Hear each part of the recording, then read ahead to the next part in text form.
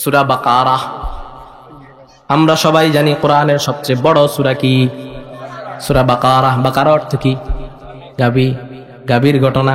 আল্লাহ রাব্বুল আলামিন গাবির ঘটনা দিয়ে তার বান্দাকে বুঝাইছেন। ইউসুফ আলাইহিস সালাতু ওয়াস সালামের জীবনী দিয়ে বুঝাইছেন। মুসা আলাইহিস সালাতু ওয়াস সালামের জীবনী দিয়ে বুঝাইছেন। মৌমাছির ঘটনা দিয়ে বুঝাইছেন। পিঁপড়ার ঘটনা দিয়ে বুঝাইছেন। আল্লাহ রাব্বুল আলামিন হাতির ঘটনা দিয়ে বুঝাইছেন। আবুল আহাবের ঘটনা দিয়ে বুঝাইছেন। উটের ঘটনা দিয়ে বুঝাইছেন। আল্লাহ রাব্বুল আলামিন গরুর ঘটনা দিয়ে বুঝাইছেন। আল্লাহ রাব্বুল আলামিন এভাবে যখন যেই ঘটনা দিয়ে আল্লাহ রাব্বুল আলামিন যেই প্রেক্ষাপট আসছে, ওই প্রেক্ষাপট অনুযায়ী আল্লাহ রাব্বুল আলামিন তার বান্দাদেরকে ঘটনা দিয়ে বুঝাইছেন। আল্লাহ রাব্বুল আলামিন দুনিয়ায় আমাদেরকে পাঠানোর পর রিজিকের জন্য অন্য অন্য প্রাণীদের মতো রাস্তাঘাটে দুনিয়ার মধ্যে ছাইরা দেন নাই। আল্লাহর নিয়ামত হিসেবে আমাদের পিতা মাতা আত্মীয় স্বজনকে রেখে দিয়েছেন। ছোট বাচ্চা থেকে আমরা বড় হতে হতে হতে হতে আমরা আমাদের রিজিক গুলো আমাদের পিতা মাতা থেকে শুরু করে আস্তে আস্তে নিজের কাঁধের উপরে নেওয়ার চেষ্টা করেছি। এটাও আল্লাহ রাব্বুল আলামিনের বড় নিয়ামত। এভাবে দুনিয়ার মধ্যে আল্লাহ রাব্বুল আলামিন আমাদেরকে হাজারো নিয়ামত দ্বারা ভরপুর করে রেখেছেন। ও দুনিয়ার মানুষ, আল্লাহ রাব্বুল আলামিনের দেওয়া নিয়ামতের হিসাব করে শেষ করা যাবে না। আল্লাহ রাব্বুল আলামিন আমাকে আপনাকে দেখার জন্য চোখ দিয়েছেন, কথা বলার জন্য জবান দিয়েছেন, হাঁটার জন্য পাও দিয়েছেন, খাওয়ার জন্য হাত দিয়েছেন। আল্লাহ রাব্বুল আলামিন আমাদেরকে শ্বাস প্রশ্বাস নেওয়ার মতো একটা নাক দিয়েছেন, শোনার জন্য কান দিয়েছেন। এত নিয়ামতের মধ্যে থাকিয়ে বান্দা এরপরে আল্লাহর নাশুকরি যদি করো, তবে বান্দা ভালো করে খেয়াল রাখো, ইন্না আযাবি লাশাদীদ, আমি আল্লাহ তোমাকে কঠিন আযাবের সম্মুখীন করব। ও দুনিয়ার মুসলমান, আজকে আমরা নিয়ামত পাইয়া নিয়ামতের কদর করি না, নিয়ামত পাইয়া নিয়ামতকে নিয়ামত হিসেবে মানিয়া লই না। এই জন্য আজকে আমাদের কপালে এত দুর্ভোগ। আল্লাহ রাব্বুল আলামিন হাজারো নিয়ামতের মধ্যে দুইটা নিয়ামত আমাদেরকে দুনিয়ার মধ্যে নিয়ামত হিসেবে দিয়েছেন। আল্লাহ নিজেই বলছেন, ও বান্দা, সবগুলা তো আমি আল্লাহর নিয়ামত, কিন্তু আমি আল্লাহর নিয়ামত হিসেবে দুনিয়ার মধ্যে আমি আল্লাহ তোমাদেরকে দুইটা জিনিস দান করেছি। কয়টা? লড়াইয়ের ওই ময়দানেতে যেতে তোমাকে হবে, প্রয়োজনে সব রক্তটুকু জমিনেই ঢেলে দেবে, তবুও তোমারে লড়তেই হবে, মানিবে না পরাজয়। বিপ্লব মানে জীবন দেয়া বসে থাকা নয়, সে কোনো দিন আসবে না রে করো যদি ভয়। বিপ্লব মানে জীবন দেয়া বসে থাকা নয়, সে কোনো দিন আসবে না রে করো যদি ভয়। আমি অনেক দূর থেকে আসছি আপনাদের খেদমতে, বাড়ি সুদূর নোয়াখালী। চিন্তা করতে পারি নাই যে আসলে কিশোরগঞ্জের মুসলমান, কিশোরগঞ্জের মুসলিম মানুষ শুধু রাত্রে নয়, কোরআনে কারীমের ইলমের শিক্ষা অর্জন করার জন্য, কোরআনের বাণী শোনার জন্য 24 ঘন্টার ভিতরে যেই মুহূর্তেই বলা হোক না কেন তারা এসে হাজির। এটা আমি আজকে প্রমাণ পেয়েছি। কিন্তু সাথে আফসোস একটু লাগে, আমরা যারা বাহিরে ঘোরাফেরা করতেছি তারা যদি একটু ভিতরে আসতো, মনটা আরো ভালো লাগতো। আমি গুনাহগার বান্দা, কিন্তু আমি মুসাফির। ও ভাই, আমি মুসাফির, 1 নাম্বার। 2 নাম্বার, কোরআনে হাফেজ। গুনাহগার হতে পারে, কোরআনে হাফেজ। এই দুইটার দিকের তাকাইয়া আল্লাহর নবীর হাদিস অনুসরণ করিয়া যদি দোয়া করি, আমি দিল থেকে আশা করি আল্লাহ রাব্বুল আলামিন আজকে দোয়া ফিরাইয়া দিবেন না। কারণ আল্লাহর নবী বলেছেন 3 ব্যক্তির দোয়া আল্লাহ কখনো ফিরাইয়া দেন না। এর ভিতরে 1 নম্বর হচ্ছে মুসাফির। তাই উদারত আহ্বান করব, আমরা যারা বাহিরে ঘোরাফেরা করছি, সময়টাকে নষ্ট করছি, অল্প সময়ের জন্য আমরা প্যান্ডেলে চলে আসি। কারণ এর পরবর্তীতে আসবে আমার এক ভাই, কলিজার টুকরা প্রিয় ভাই, বিশ্বজয়ী হাফেজ, যাকে আল্লাহ পাক বিশ্বের জন্য কবুল করেছেন, নাজমুস সাকিব ভাই। উনি আয়েশা যদি মাঠটাকে অগোছালো দেখেন, বাহিরে ঘোরাফেরা দেখেন, মনটা ছোট হয়ে যাবে। আরেকজন কোরআনে কারীম হেফজ করে নেওয়ালা হাফেজ, যিনাকে আল্লাহ পাক পুরো পৃথিবীর মধ্যে কবুল করেছেন। তো আল্লাহ পাকের প্রিয় বান্দা হওয়ার কারণেই তো আল্লাহ পাক পুরো দুনিয়ার মধ্যে কবুল করেছেন। তো এমন আল্লাহর প্রিয় বান্দা যদি মনের মধ্যে একটু কষ্ট পায়, তাহলে এটা আপনাদের জন্য ভালো নয়, এটা আপনাদের জন্য মন্দ হয়ে যাবে। তাই আবার উদারত আহ্বান করেছি, যারা বাহিরে আছে, এই দিক সেই দিক আছে, আপনারা চলে আসেন। আপনাদের নিয়ে আমি একটু কোরআনে কারীমের গভীরের আলোচনা করব ইনশাআল্লাহ। তো আপনারা যখন আমার সাথে উত্তর দিতে থাকবেন, আল্লাহ রাব্বুল আলামিন আমার থেকে কথা বাইর করতে থাকবে। কারণ মুসলমান, এক মুসলমান আরেক মুসলমান যখন ইলম চর্চা করে, তখন দুইজন থেকে আল্লাহ পাক ইলম বাইর করে। আর যদি আল্লাহ না করুক এটা যদি কবরস্থান হয়ে যায়, তাহলে আলোচনা বের হবে না। কবরস্থান চিনেন? হ্যাঁ, আপনি যতই যাইয়া কান্নাকাটি করেন, যতই দোয়া পড়েন, ভিতর থেকে আওয়াজ নাই। আছে কখনো কোনো কবরবাসী উঠা কইছে ঠিক বলছিল? হ্যাঁ, এই মাজমাটা যেন কবরবাসীর অবস্থান না হয়। কথা বুঝতেছেন? বিশেষ করে আমার ভাই যখন আসবে, কোরআন তেলাওয়াত করবে, যখন কোরআন তেলাওয়াতের আজমতে কিছু শব্দ আপনারা চয়ন করবেন, সুবহানাল্লাহ, আল্লাহু আকবার, এগুলা এমন ভাবে চয়ন করবেন যেন নাজমুস সাকিব ভাইয়ের ভিতর থেকে আল্লাহ রাব্বুল আলামিন সুররিত কণ্ঠ আরো বাড়াইয়া দেন। পারবেন না ইনশাআল্লাহ? হ্যাঁ ইনশাআল্লাহ। দেখি একটু বাজায় দেখি। এখানে তো আলহামদুলিল্লাহ অনেক যুবক ভাই আছে। ভাই আমি আপনাদের পক্ষে, আমিও যুবক। আল্লাহ রাব্বুল আলামিন কিয়ামতের ময়দানে এই কঠিন এরকম রোদের নিচে ছায়া দান করবে 7 ব্যক্তির ভিতরে একজন হচ্ছে যুবক। এবং জান্নাতে যারা প্রবেশ করবে সবাই যুবক। কোন বৃদ্ধ জান্নাতে প্রবেশ করবে না, কোন বুড়া জান্নাতে যাইব না। বুঝছেন কথা? এখন মুরব্বীরা বলবো, হুজুর আমরা তাহলে আমল করে আমাদের লাভ কি? আমরা তো জান্নাতেই যাবো না। না, এটা আমার কথা নয়। আল্লাহর নবী যখন বলছে যে কোন বুড়া জান্নাতে যাইব না, তখন ওই বৃদ্ধ সাহাবী চোখের পানি ফালাই দিছে। আল্লাহর নবীকে ডাক দিয়ে বলতেছে, ইয়া রাসূলুল্লাহ, তাহলে আমরা কি জান্নাতে যাইব না? আল্লাহর নবী বলতেছে, বুড়া মানুষ জান্নাতে যায় লাভ কি? কারণ জান্নাতে হচ্ছে যুবকের কাজ। তোমাকে 10 দুনিয়া সমান জায়গা দিব, বুড়া মানুষ 1 কিলোমিটার হাঁটতে পারে না, তুমি তো পুরো 10 দুনিয়া কিভাবে ঘুরবা? একটা নয়, দুইটা নয়, নিজের স্ত্রী সহ 73টা নারী দিবেন আপনাকে। 73টা, 72টা তো এখন জান্নাতে আছে। নিজের স্ত্রী যিনি আছে দুনিয়াতে, উনি সহ, যদি আমলদার হয়। এভাবে খাবার দিবে বড় বড় প্লেটে করে। এখন মুরব্বী মানুষ হলে তো দাঁতই নাই, খাবে কিভাবে? ঠিক না? হ্যাঁ, তাহলে কি করা?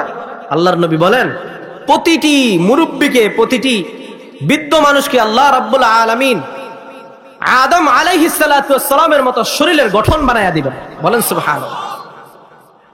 হযরত দাউদ আলাইহিস সালাতু ওয়াস সালামের মতো কণ্ঠ দিবেন।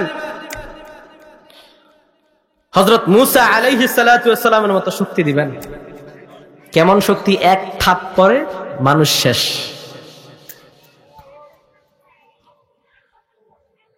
আল্লাহর নবীর মতো চরিত্র দিবেন। ইউসুফ আলাইহিস সালাতু ওয়াস সালামের মতো সৌন্দর্য দিবেন। কেমন সৌন্দর্য? যেই সৌন্দর্য দেখে মিশরের নারীরা আপেল কাটতে যাইয়া পুরো হাত কেটে ফেলছে, এরপরেও কি ইউসুফ থেকে চোখ সরাইতে পারে নাই। এমন জান্নাতি করবেন, তাহলে মন ভাঙা যাবে? হ্যাঁ, যাবে না। কিন্তু একটু দেখতে চাই মাহফিলে যুবকরা আছেন, যুবকদের আওয়াজ আর মুরব্বীদের আওয়াজ কেমন। যুবকরা যদি মুরব্বীদেরকেও যুবক বানাইতে পারেন এখানে, তাহলে আল্লাহ রাব্বুল আলামিন খুশি হয়ে যাবেন। এবং কি মুরব্বীরাও যখন আপনার মতো যৌবন ফিরে পাবে, তখন তারা কোরআন এবং হাদিসের আলোচনা নিজের ভিতরে নেওয়ার জন্য চেষ্টা করবেন। যখন কোরআন এবং হাদিসের আলোচনা নিজের ভিতরে ঢুকবে, কোনো এক সময় জিহাদের ডাক আসলে মুরব্বী যুবক হয়ে যাবে।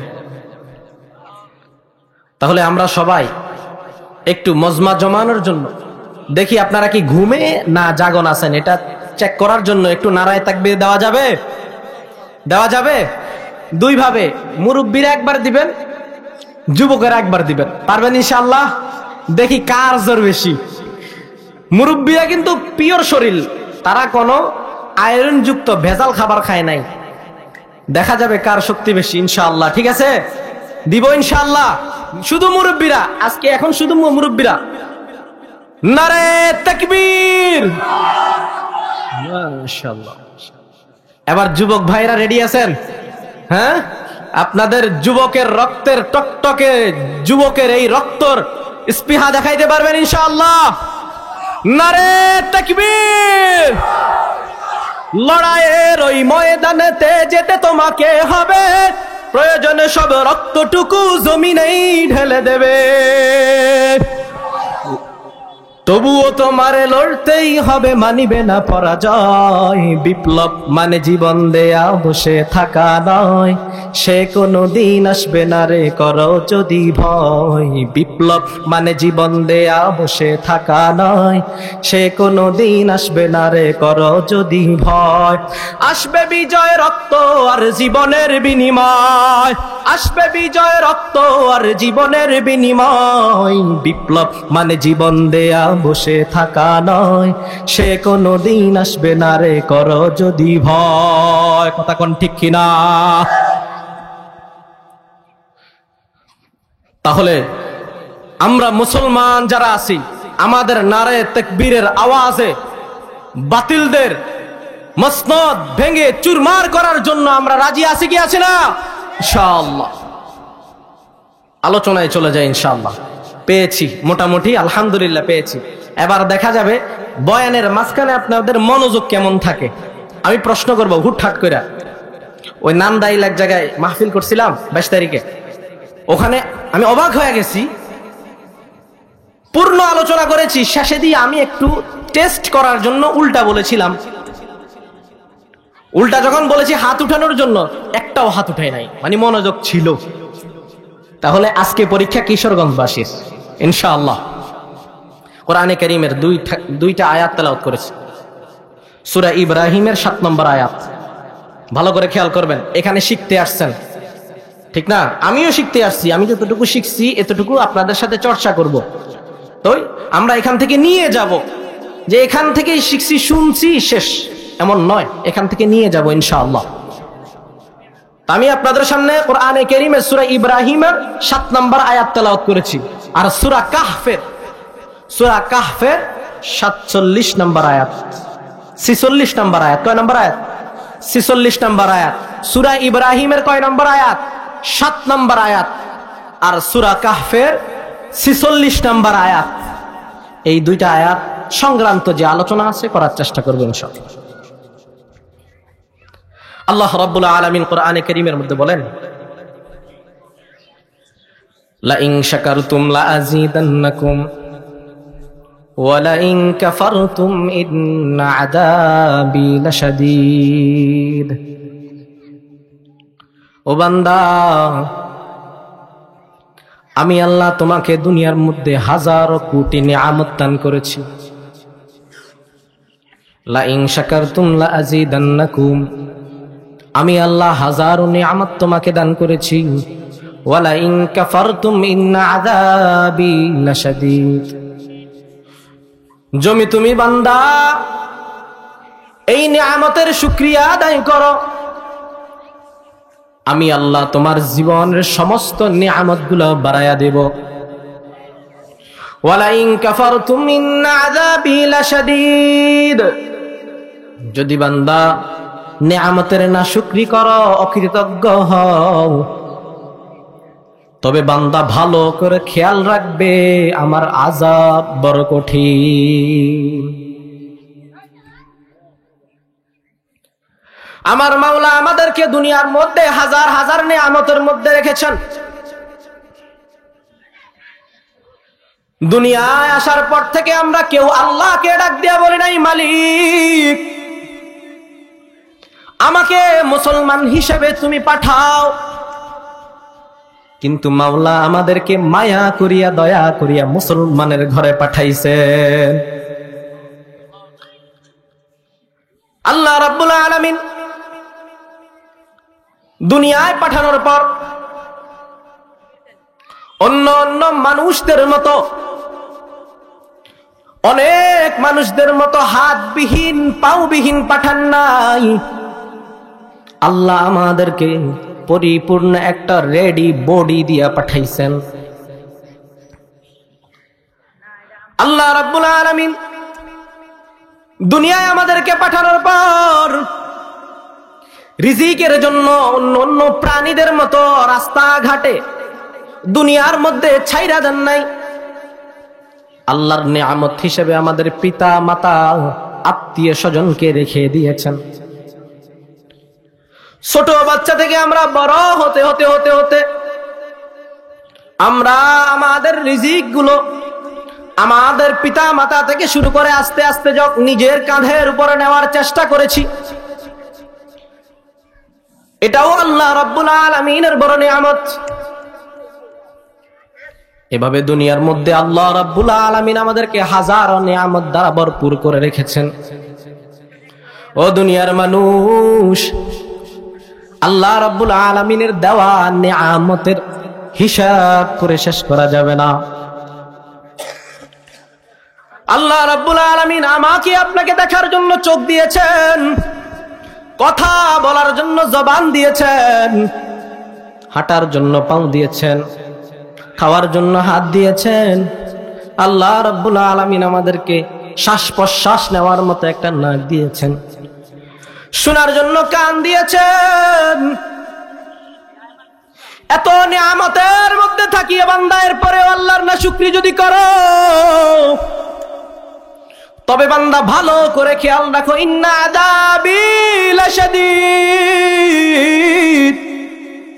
আমি আল্লাহ তোমাকে কঠিন আযাবের সম্মুখীন করব। ও দুনিয়ার মুসলমান, আজকে আমরা নিয়ামত পাইয়া নিয়ামতের কদর করি না, নিয়ামত পাইয়া নিয়ামতকে নিয়ামত হিসেবে মানিয়া লই না। এই জন্য আজকে আমাদের কপালে এত দুর্ভোগ। আল্লাহ রাব্বুল আলামিন হাজারো নিয়ামতের মধ্যে দুইটা নিয়ামত আমাদেরকে দুনিয়ার মধ্যে নিয়ামত হিসেবে দিয়েছেন। আল্লাহ নিজেই বলছেন, ও বান্দা, সবগুলা তো আমি আল্লাহর নিয়ামত, কিন্তু আমি আল্লাহর নিয়ামত হিসেবে দুনিয়ার মধ্যে আমি আল্লাহ তোমাদেরকে দুইটা জিনিস দান করেছি। কয়টা? কথার আওয়াজ আসে না, আওয়াজ না আসলে আলোচনা নামে যাবে। আমি প্রথমে বলছি, এখনো বলতেছি, কথা বলতে হবে ইনশাআল্লাহ। একটু সামনে আগে আসেন ইনশাআল্লাহ, একটু সামনে আগে আসেন, একটু সামনে আগান। মাঝখানে শয়তানরে দিয়েন না, শয়তানকে দিয়েন না, একটু মাঝখানে জায়গা। আপনারা মানুষ মানুষ হিসেবে থাকেন, কষ্ট করে একটু সামনে আগে আসেন। মাশাআল্লাহ মাশাআল্লাহ, আল্লাহ কবুল করুক, আল্লাহ সকলকে কবুল করুক, বৃদ্ধ বাবাদেরকে আল্লাহ পাক কবুল করুক, নেক হায়াত বাড়ায়া দেখ কবুল করুক, বিশেষ করে ইসলামের দায়ী হিসেবে কবুল করুক। আল্লাহ রাব্বুল আলামিন যুবকদেরকে সমস্ত গুনাহ থেকে হেফাজত করুক, বৃদ্ধ বাবাদেরকে ইসলামের নেতৃত্ব দেওয়ার মতো ওইরকম যোগ্যতা দান করে দেখ। সামনে আগে আসেন ইনশাআল্লাহ। আলোচনা সংক্ষিপ্ত করব, এরপরেও আপনারা যদি একটু কথা বলেন, উত্তর দেন, আলোচনা সুন্দর হবে ইনশাআল্লাহ। আল্লাহ রাব্বুল আলামিন দুনিয়ার মধ্যে বলেন, বান্দাদেরকে আমি নিয়ামত হিসেবে দুইটা জিনিস দিব। কয়টা জিনিস? বলবেন হুজুর কিভাবে পেয়েছেন? দ্বিতীয় আয়াত যে তেলাওয়াত করেছি সূরা কাহফের 46 নম্বর আয়াতে আল্লাহ পাক বলেন, আল মালু ওয়াল বানুন জিনাতুল হায়াতিদ দুনিয়া। ও বান্দা, দুনিয়ার মধ্যে আমি তোমাদেরকে দুইটা নিয়ামত দ্বারা ভরপুর করেছি। একটা মাল, একটা কি? মাল, ধন সম্পদ। জিনাতুল হায়াতিদ দুনিয়া, এবং দ্বিতীয়টা হচ্ছে সন্তানাদি। দ্বিতীয়টা কি? সন্তানাদি। এক নম্বর মাল সম্পদ, দুই নম্বর সন্তানাদি। আল্লাহ পাক তো আমাদেরকে হাজারো নিয়ামত দ্বারা ভরপুর করেছেন, কিন্তু আল্লাহ রাব্বুল আলামিন স্পেশাল আমাদেরকে এই দুইটা নিয়ামত দ্বারা সৌভাগ্য করেছেন। মহান রব্বে কারীম ডেকে বলেন, বান্দা, এই দুইটা নিয়ামত যদি তুমি ঠিক মতো কাজে লাগাইতে পারো, এই দুইটা নিয়ামত যদি তুমি দুনিয়ার মধ্যে সুন্দরভাবে পরিচালিত করতে পারো, আমি আল্লাহ ওয়াদা দিলাম তুমি দুনিয়া থেকে যাওয়ার পর তোমার নেক আমলের সাথে সাথে আমি আল্লাহ এই দুইটাকেও কবরে পৌঁছায় দিব। কেমনে কবরে পৌঁছাইবে? ও মুসলমান ভাই, কবরে যাওয়ার পর আপনার সাথে আপনার নেক আমল চলে যাবে, আর দুইটা জিনিস দুনিয়ার মধ্যে থেকে যাবে। একটা হচ্ছে আপনার সন্তান, আর একটা হচ্ছে আপনার অর্জিত সম্পদ। ও মুসলমান ভাই, খেয়াল করবেন, এই দুইটা জিনিস যদি আপনি ঠিক মতো পরিচালিত করতে পারেন, আপনার সন্তানকে দ্বীনের শিক্ষা দিয়ে, আপনার সন্তানকে নেককার সন্তান বানাইয়া, আপনার মালগুলাকে হালাল মাল হিসেবে উপার্জিত করিয়া, আপনার মালগুলাকে সদকায়ে জারিয়ার অবস্থা করিয়া যদি দুনিয়া থেকে বিদায় নিতে পারেন, তাহলে আল্লাহ রাব্বুল আলামিন আপনার কবরকে জান্নাতের বাগিচা বানায়া দিবে। আল্লাহ আল্লাহ ইচে শিরিনিস্ত নাম, শির শক্কর মি কুনত জানাম তমাম। আল্লাহ আল্লাহ क्या मुबारक नाम है, अल्लाह अल्लाह आशिकों का काम है, अमल से बनती है जन्नत भी जहन्नम, है उसका नशीमन न बुखारी। ओ मुसलमान, দুনিয়ার মধ্যে থাকার পর, দুনিয়ার মধ্যে আসার পর আল্লাহ রাব্বুল আলামিনের দেওয়া জান মাল এবং কি আপনার নিজের সন্তানাদিগুলাকে যদি আল্লাহর রাস্তায় সুন্দরভাবে বন্টন করতে পারেন, আল্লাহর রাস্তায় ধরে রাখতে পারেন, তাহলে আপনার জন্য পরকাল সুন্দরভাবে হয়ে যাবে। পরকাল হয়ে যাবে জান্নাতুল ফেরদাউস, পরকাল হয়ে যাবে জান্নাতের বাগিচা। আর যদি আপনার মালগুলাকে অসৎ কাজে আপনি ব্যয় করিয়া দেন, অসৎ কাজে উপার্জিত করেন, পাপ কাজে আপনার মালগুলাকে পরিচালিত করেন, আপনার ছেলে সন্তানকে যদি নেককার সন্তান না বানাইয়া একজন মদখোর, জুয়াখোর, ঘুষখোর একজন যুবক হিসেবে আপনার ছেলে সন্তানদেরকে আপনি যদি গুনাহগার সন্তান হিসেবে রেখে যান, তাহলে আপনার জন্য ওই কবর হয়ে যাবে জাহান্নাম। তাহলে আল্লাহ রাব্বুল আলামিন যেভাবে দুনিয়ার মধ্যে আমাদেরকে এই দুইটা জিনিস নিয়ামত দিয়েছেন, এই দুইটা জিনিস কোন ক্রমে আমাদের জন্য আযাব, কোন ক্রমে আমাদের জন্য আযাব। খেয়াল করবেন ভালো করে। প্রথম আয়াতে আল্লাহ পাক বলছেন কি? নিয়ামত দিয়েছি বান্দা, নিয়ামতের শুকরিয়া আদায় করো। কোন নিয়ামত দিয়েছে এটা উল্লেখ করে দিয়েছেন। হাজারো নিয়ামত তো দিয়েছেন, কিন্তু স্পেশাল দুইটা নিয়ামত দিয়েছেন। কি কি? মাল এবং কি? সন্তান। মাল, সন্তান।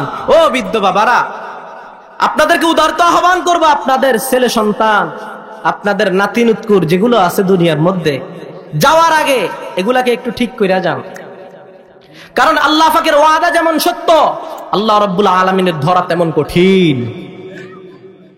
আল্লাহ রাব্বুল আলামিন যেভাবে আপনাকে নিয়ামত দ্বারা ভরপুর করে দিয়েছেন, প্রথম নিয়ামত দ্বারা যে বান্দা নিয়ামতের শুকরিয়া আদায় করো, আমি মাল এবং তোমাকে সন্তান দ্বারা নিয়ামতে ভরপুর করেছি দুনিয়ার মধ্যে। এই মাল এবং সম্পদ যদি তুমি ঠিক মতো পরিচালিত করতে পারো, আমি আল্লাহ তোমাকে মাল, সম্পদ, সন্তান আদি দ্বারা আরো ভরপুর করে দেবো। বলেন সুবহানাল্লাহ।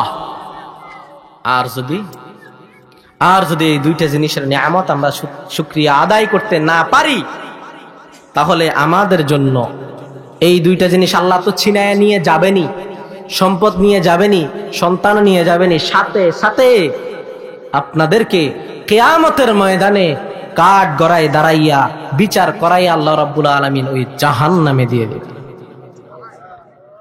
আমরা কারা কারা এখানে আছি বিনা হিসাবে জাহান্নামে যাওয়ার জন্য প্রস্তুত? হাত উঠান। জাহান্নাম বলছিলাম বাবারা, আমি বলছিলাম আমার বয়ানের মাঝখানে, আলোচনার মাঝখানে আপনাদেরকে টেস্ট করব। আমরা কারা নিয়ামত পাইয়া নিয়ামতকে সুন্দরভাবে পরিচালিত করিয়া কে কে জান্নাতের বাগিচায় শোয়ার জন্য প্রস্তুত? আল্লাহ তুমি কবুল করো, আল্লাহ তুমি কবুল করো। ও আমার বৃদ্ধ বাবারা, জীবনটাকে তো গুনাহের মধ্যে কাটাইয়া দিছেন, জীবনটাকে তো সারা গুনার মধ্য দিয়ে জীবনটা ক্ষয় করিয়া দিছেন। ও আমার বাবা, আপনার ছেলেকে মানুষ করতে পারেন নাই, কষ্ট লাগে, দিলের মধ্যে কষ্ট লাগে। ছেলেটা কথা শুনে না, মেয়েটা কথা শুনে না, কি করব হুজুর?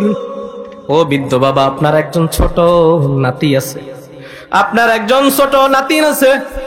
এই ছোট নাতিন নতকুরকে যদি আপনি ঠিক মতো পরিচালিত করিয়া কোরআনের শিক্ষা দিয়ে রেখে যেতে পারেন, ওই নাতি নতকুর আপনার ছেলেকে ঠিক করিয়া আপনার জন্য কবরের মধ্যে সদকায়ে জারিয়ার অবস্থা করে যাবে। ও বৃদ্ধ বাবা, এখনো সময় আছে, এখনো সময় আছে। আল্লাহর রাস্তায় আপনার একজন আওলাদকে দেন। যদি দিতে পারেন 10 জনের মধ্যে একজনকে কোরআনে হাফেজ বানাইতে পারেন, কিয়ামতের ময়দানে আশা করা যায় জান্নাত। কিভাবে দিবেন, কেমনে দিবেন? আজকে আমাদের প্রতিটি গ্রামে গ্রামে মহল্লার মধ্যে কোরআনে কারীমের প্রতিষ্ঠান আছে কি নাই? সকল মহল্লার মধ্যে কোরআনে কারীমের শিক্ষা আছে কি নাই? আপনাদের এই প্যান্ডেল, এই মাহফিলের পাশে কোরআনে কারীমের প্রতিষ্ঠান আছে কি নাই? ও বৃদ্ধ বাবারা, ও আমার সমবয়সী যুবক ভাই, বিবাহিত যুবক ভাইরা, যাদের সন্তানাদি হয়েছে, যাদের নাতি নুতকুর হয়েছে, যাদের ভাই আছে, আপনারা যদি কিয়ামতের ময়দানে কঠিন আযাব থেকে বাঁচতে চান, তাহলে আপনার বংশের ভিতরে 10 জনের ভিতরে যে কোনো একজনকে এমন কোরআনে কারীমের প্রতিষ্ঠানের ভিতরে দিয়া কোরআনের হাফেজ বানান। কেন? আল্লাহ রাব্বুল আলামিনের প্রিয় হাবিব বলেন, আল্লাহ রাব্বুল আলামিন জানায়া দেন তার প্রিয় হাবিবকে, বলেন ও প্রিয় হাবিব আপনার উম্মতদেরকে জানায়া দেন, কিয়ামতের ময়দানে একজন কোরআনে হাফেজ বিনা হিসেবে জাহান্নাম থেকে জান্নাতে 10 জনকে নিয়ে যাবে। ও কিশোরগঞ্জের মুসলমান, যদি জান্নাতে যাওয়ার আশা থাকে দিলের ভিতরে, তাহলে আপনার বংশের ভিতরে, আপনার পরিবারের ভিতরে 10 জনের ভিতরে অন্ততপক্ষে একজনকে কোরআনে হাফেজ বানান। কে কে রাজি আছেন নিজের পরিবারের ভিতরে 10 জনের ভিতরে একজনকে কোরআনে হাফেজ বানাবেন? হাত উঠাইয়া দেখাইয়া দেন।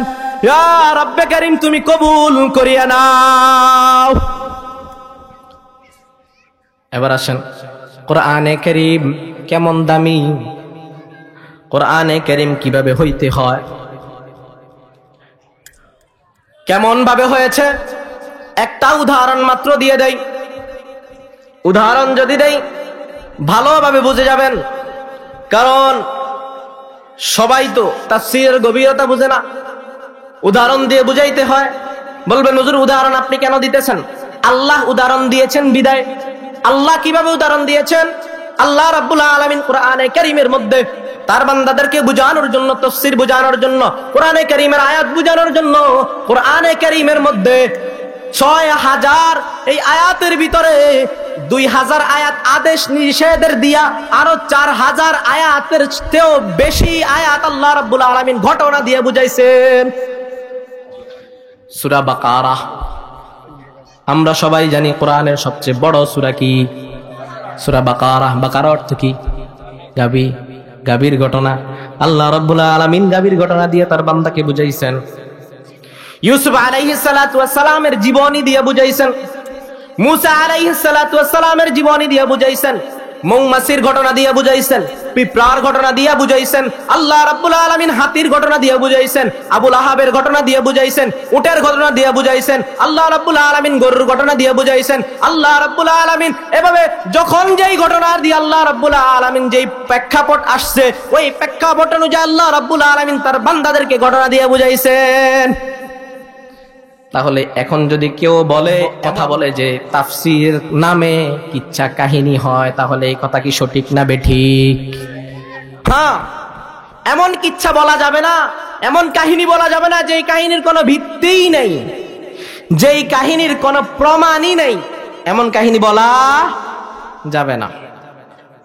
তাহলে উদাহরণ দেওয়ার জন্য আপনাদেরকে একটা সত্য কাহিনী বলবো কোরআনে কারীমের আজমত, আল্লাহ রাব্বুল আলামিন কিভাবে কোরআনে কারীমের জন্য তাকে কবুল করেছেন, হ্যাঁ, এত প্রসিদ্ধ করেছেন, আল্লাহর প্রিয় বান্দা করে নিয়েছেন, বলবো ইনশাআল্লাহ। আমরা যারা বৃদ্ধ বাবারা আছি তারা দেখেছেন আমাদের নোয়াখালীর গর্ব মুহাম্মদুল্লাহ হাফিজি হুজুর রাহিমাহুল্লাহ, দেখেছেন না? আমরা অনেক বৃদ্ধ যারা আছেন তারা জানেন না মুহাম্মদুল্লাহ হাফিজিরে আপনারা অনেকেই দেখেছেন না? বর্তমান যুবকরা দেখে নাই, কিন্তু যারা যুদ্ধ করেছেন তারা দেখেছেন, 80 সালের বয়সের যারা তারাও দেখেছেন। পুরো দুনিয়ার গর্ব মুহাম্মদুল্লাহ হাফিজি হুজুর রাহিমাহুল্লাহ। ওনাকে আমরা যদি কেউ বলে মুহাম্মদুল্লাহ তাহলে চিনে না, যদি হাফিজি হুজুর বলে সবাই এক নামেই চিনে। কেন জানেন? উনি মাওলানা তো হয়েছে, কিন্তু হাফিজি হুজুর কেন বলছে? হাফিজি নামটা কেন প্রসিদ্ধ, মুহাম্মদুল্লাহ কেন প্রসিদ্ধ নয়? এটার পিছনে কোরআনের ঘটনা, এটার পিছনে কোরআনের মুজিজা। কিসের মুজিজা? কোরআনের মুজিজা। বলবো ঘটনাটা, বলবো সবাই জানেন ঘটনাটা, পরিপূর্ণ বিস্তারিত আছে ওনার জীবনীর মধ্যে। নেটের ভিতরে যদি চার্জ দেন মুহাম্মদুল্লাহ হাফিজির জীবনের মধ্যে পেয়ে যাবেন পরিপূর্ণ সত্য ঘটনা। নোয়াখালীর একজন সন্তান, মুহাম্মদুল্লাহ নাম, ছোট বাচ্চা, দিলের ভিতরে অন্তরের ভিতরে আল্লাহ রাব্বুল আলামিনের মুহাব্বত, দিলের ভিতরে কোরআনে কারীমের মুহাব্বত, দিলের ভিতরে আশা আমি একজন মাওলানা হব, হাফেজ হব। কিন্তু আফসোস ওই সময়ে প্রতিটি এলাকায় কোরআনে কারীমের প্রতিষ্ঠান নাই। এখন তো আমরা প্রতিটি ঘরের আশেপাশে, প্রতিটি গ্রামের ভিতরে কোরআনে কারীমের প্রতিষ্ঠান পাই, কোরআনের ঘর পাই। হাফেজ হওয়া আমাদের জন্য সহজ, কিন্তু ওই সময় হাফেজ হতে হলে বাংলাদেশ ছাড়িয়ে ভারতে যেতে হতো। মুহাম্মদুল্লাহ মনে মনে চিন্তা করতেছে কিভাবে হাফেজ হব। প্রতিদিন বাহির থেকে কারি সাহেবরা এসে কেরাত তেলাওয়াত করেন। এভাবে কয়েকদিন যাওয়ার পর মুহাম্মদুল্লাহ একদিন প্রস্রাব করতে বসছেন, ইস্তেঞ্জা শেষ, উইঠা দেখেন ইস্তেঞ্জার পাশে একটু ময়লার মধ্যে বিসমিল্লাহ লেখা। কি লেখা? বিসমিল্লাহির রহমানির রহিম লেখা। তার দিলের ভিতরে বাড়ি দিল, এই বিসমিল্লাহ তো কোরআনে কারীমের আয়াত। কথা কোন ঠিক না? এই বিসমিল্লাহ তো কোরআনে কারীমের আয়াত, এই বিসমিল্লাহ তো এখানে থাকার জায়গা না। তার দিলের ভিতরে যখন দাগ লেগেছে, সাথে সাথে ওই মুহাম্মদুল্লাহ ওই বিসমিল্লাহকে উঠাইয়া মুছিয়া দিলের ভিতরে নিয়ে নিছে, চুমু খাইয়া দিলের ভিতরে নিয়ে ঘরের মধ্যে উপরের মধ্যে রাইখা দিছেন। মহান রব্বে কারীমের কাছে এই আমলটা আল্লাহ রাব্বুল আলামিন পছন্দ করিয়া নিছেন। ওই মুহাম্মদুল্লাহ হাফিজি এই কাজ করার কারণে আল্লাহ রাব্বুল আলামিন তার কপাল খুলে দিছেন, তার দিলের ভিতরে চলে আসছেন যে আমি কোরআনে হাফেজ হতে হবে যেইভাবে হোক না কেন। তখন ওই সময় বাহিরের কারি সাহেবদের সাথে কথা বলছেন কিভাবে যাওয়া যায়। তারা বলছেন পানিপথের একটা হেজখানা আছে, ওই হেজখানায় যদি পড়তে পারো তাহলে হাফেজ হতে পারবা।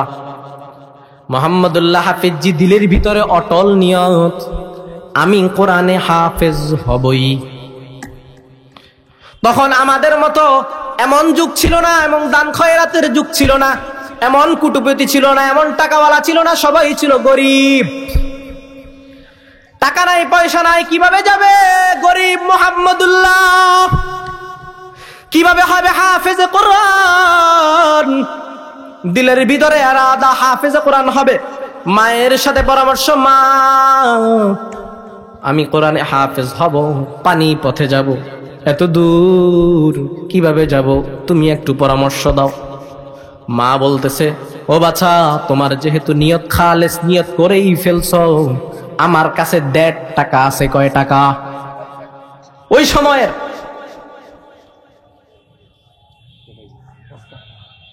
ওই সময়ের 1.5 টাকা আছে আমার কাছে, ওই টাকাটা তোমাকে দিয়ে দিলাম, তুমি চলে যাও। মুহাম্মদুল্লাহ হাফিজজি 1.5 টাকা নিয়ে রওনা হলেন আল্লাহ রাব্বুল আলামিনের উপর রেজামন্দি রাখিয়া, আল্লাহর উপর ভরসা রাখিয়া। অর্ধেক যাওয়ার পর দেখেন বিপদের মধ্যে আল্লাহ রাব্বুল আলামিন কি করেন? পরীক্ষা করেন নিয়ত খালেস আছে কিনা।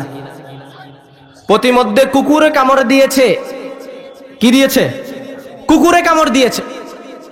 তার পায়ে কুকুরে কামড় দিয়েছে। হায় হায়, যাচ্ছি পড়ালেখার জন্য, অর্ধেক চলে আসছি কুমিল্লা পর্যন্ত, কুকুরে কামড় দিয়েছে, কি করা? এই বিপদের ভিতরে আল্লাহ রাব্বুল আলামিন তার নসিব খুলে দিয়েছেন। ওখানে যাওয়ার পর কুকুরের কামড় খাওয়ার পর তার শরীর অচেতন।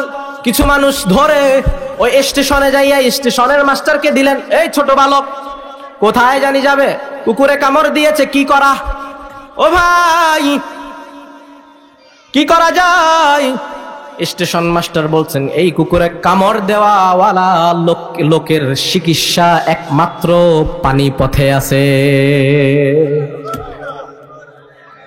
আল্লাহ রাব্বুল আলামিন দেখেন কেমন মুআজিজা, আল্লাহ রাব্বুল আলামিন তার প্রিয় বান্দার নসিব খুলে দিয়েছেন।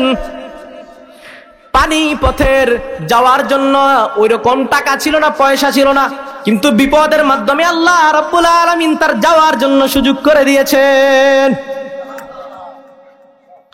ঠিক এমনি ভাবে আমাদের এই অঞ্চলের সন্তান, ময়মনসিংহের সন্তান হাফেজ নাজমুস সাকিব ছিলেন গরিব। কঠিন পরিশ্রম করিয়া, মেহনত করিয়া পড়ালেখা করছে, খালেস দিল নিয়ে পড়ালেখা করছে। আল্লাহ তাকে পুরো দুনিয়ার মধ্যে চিনায়া দিয়েছেন। বলেন সুবহানাল্লাহ। আজকে আমাদের খুশির সংবাদ, আজকে আমাদের দিল বড় হয়ে যায়, আজকে আমাদের শুনতে ভালো লাগে, এই এমন আল্লাহর প্রিয় বান্দাকে আল্লাহ রাব্বুল আলামিন আমাদের মাঝে উপস্থিত করেছেন। তাহলে নাজমুস সাকিব ভাইয়ের এই বিশ্বজয়ী হাফেজ আল্লাহ রাব্বুল আলামিন বিশ্বের মধ্যে কবুল করেছেন। এই বিশ্বজয়ী হাফেজের জন্য নারায়ে তাকবীর দেওয়া যাবে কি যাবে না? শুভেচ্ছা আর স্বাগতম দেওয়া যাবে কি যাবে না? সবাই বলেন, বিশ্বজয়ী হাফেজের আগমন, বিশ্বজয়ী হাফেজের আগমন কিশোরগঞ্জবাসীর পক্ষ থেকে আল্লাহ রাব্বুল আলামিন আমাদের সকলকে কবুল করুন।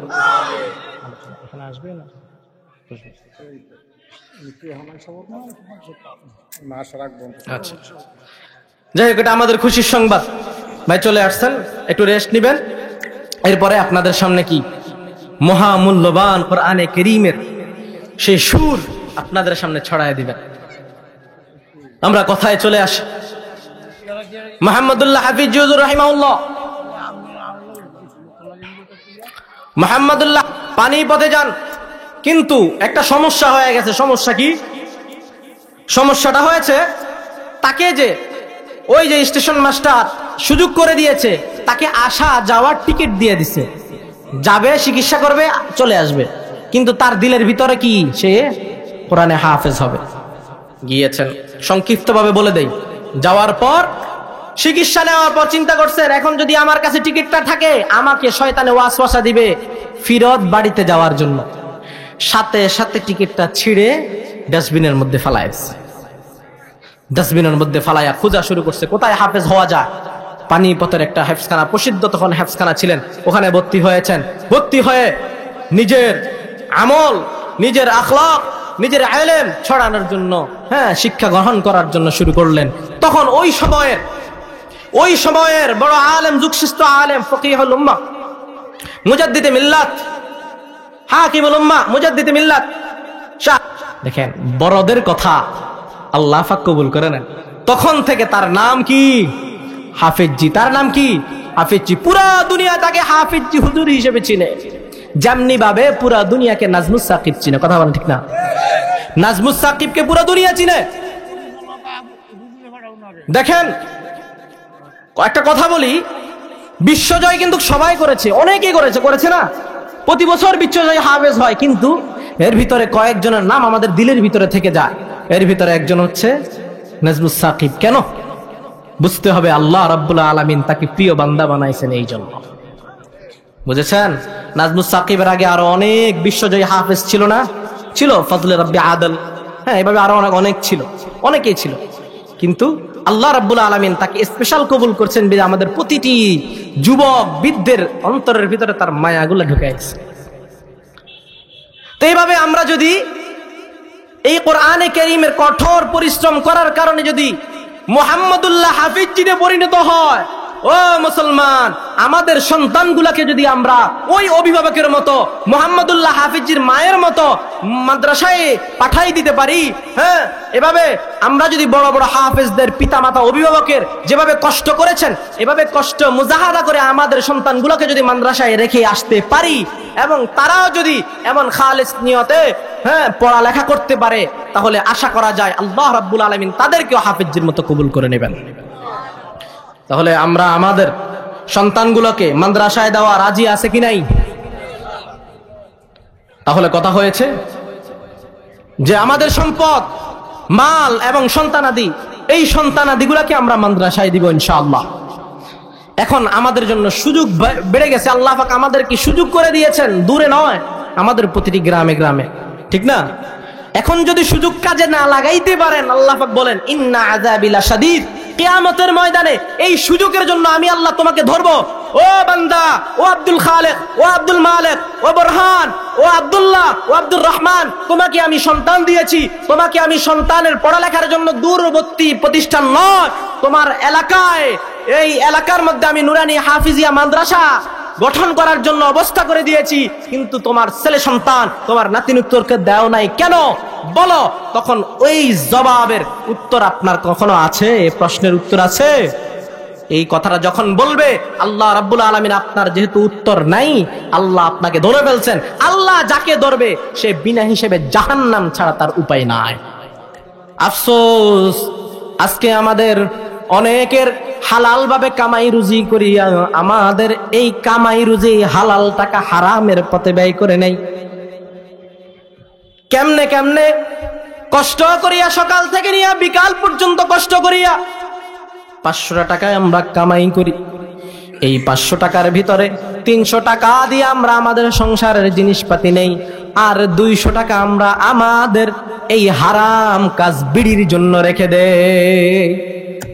আমরা আমাদের বিড়ির জন্য রেখে দেই, আমরা আমাদের মদের জন্য রেখে দেই, গাঁজা খাওয়ার জন্য রেখে দেই, কিস্তির জন্য রেখে দেই, অন্যের কাছ থেকে সুদ খাওয়ার জন্য রেখে দেই, ঘুষ খাওয়ার জন্য রেখে দেই, এলাকার ভিতরে নাচ গান হবাও এই নাচ গানের জন্য রেখে দেই, এলাকার ভিতরে গানের আয়োজন হবে এই গানের আয়োজনের জন্য রেখে দেই। এই আয়োজনের জন্য রাখার কারণে আল্লাহ রাব্বুল আলামিন আপনার এই হালাল রুজিকেও হারাম করিয়া দেন। ও আমার বান্দা, আল্লাহ রাব্বুল আলামিন ডেকে বলেন, বান্দা, এই হালাল রুজিটা আমি তোমাকে দিয়েছি নিয়ামত, এটাকে যদি তুমি ঠিক মতো পরিচালনা করতে পারো, তাহলে আমি আল্লাহ তোমাকে দুনিয়ার মধ্যে জান্নাতের সুখ দান করে দিব। ও মুসলমান ভাই, মালকে দুইভাবে, কয়ভাবে? দুইভাবে আপনি পরিচালনা করতে পাবেন হালাল ভাবে। একটা হচ্ছে আপনার ছেলে সন্তান, আপনার নাতি পুতনির পিছনে খরচ করিয়া তাদেরকে কোরআনে কারীম শিক্ষা দিবেন, ভালো শিক্ষা দিবেন, নেক আমল শিক্ষা দিবেন, তাদেরকে কিতাব কিনে দিবেন, তাদেরকে জামা দিবেন, তাদেরকে আপনি এভাবে নেক কাজে সহযোগিতা করবেন, মাহফিল করবে, নেক কাজে সহযোগিতা করবেন। আপনার ছেলে এক জায়গায় মাহফিলের দায়িত্বে আছে, ওই মাহফিলের মধ্যে টাকা দিবেন, এই নেক আমলের সহযোগিতা করবেন। এই নেক আমলের সহযোগিতা, এটা একটা নিয়ামত, এটা একটা হালাল ব্যয়। আর একটা হালাল ব্যয়, ওটা হচ্ছে আপনার দান সৎকার মাধ্যমে। মাদ্রাসায় ভবন করতে পারে না, মাদ্রাসার ভবন পড়ে যায়, মসজিদের ভবন করতে পারতেছে না, মসজিদের কিছু জিনিস লাগতেছে, তখন যদি আপনি আপনার মালগুলাকে কিছুটা বাঁচাইয়া, কিছুটা গোছাইয়া, কিছুটা হালাল উপার্জন নিয়া যদি ওই মাদ্রাসার মধ্যে ওই এতিম ছাত্রদের জন্য দিয়ে রাখেন, তাহলে আপনার এই মালটা হালাল উপার্জনের ব্যয় হয়ে যাবে। আর যদি আপনি এভাবে এই দুইটা মালকে দুইভাবে এভাবে যদি আপনি হালাল ভাবে ব্যয় করতে পারেন, তাহলে আপনি কবরে যাওয়া দেরি, আল্লাহ রাব্বুল আলামিন আপনার কবরকে জান্নাত বানানো দেরি নয়।